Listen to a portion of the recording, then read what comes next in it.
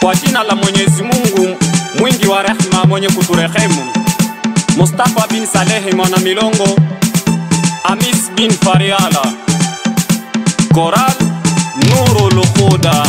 Maneno ya watu inakuvunja mioyo dunia na kutukatisha tamaa ya kuishi na watu pamoja. Kwa matendo munaifanya inakukuza baraka. Oh wanadamu, huruma sana huruma.